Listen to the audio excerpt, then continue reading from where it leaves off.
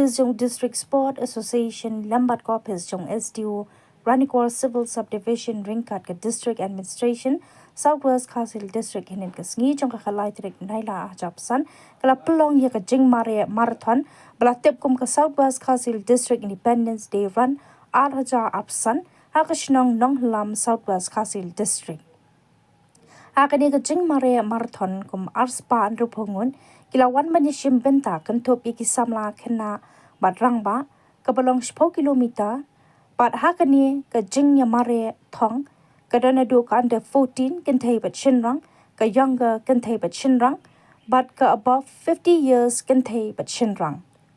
yakani ka sngi sa khilang u ADC jong ka Southwest Council District ba LT Taryang u DSO Southwest Council District ba Daman Sinkon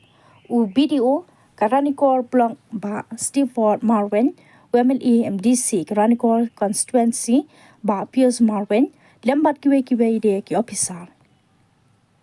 kinong job kilong younger shinrang yakana mado layo du samla Michael Singh Ramsien nakashnong sakwang katba jong ki kenthai yakana mladu layo dak samla Dublin walang nakashnong sngi maulen ha kaba yedei pat kanda 14 yakana mladu layo do hebred Jem Wilson Ramsien nakashnong sakwang katba jong ki kenthai layo de hebred Mary Ramsien nakashnong sakwang ha kabe dei pat ka sanposnam shajrong uba swanding maulong nakashnong sngi maulen ulalong ulado kabadei pat jong ki kenthai kokong Juliana Kwanyang nakashnong pindan umsa klalong kalado hakani ka jing mare thong kami ye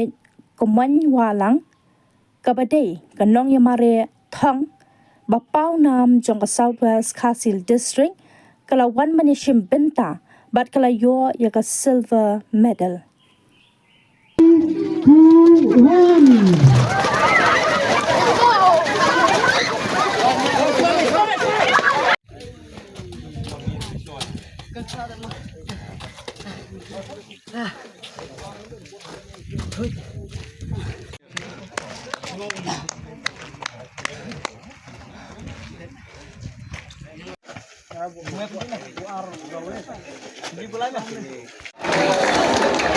Youngest finisher only from Assam, I think. Look this side. Come here. We gave only to them to reach till the finish.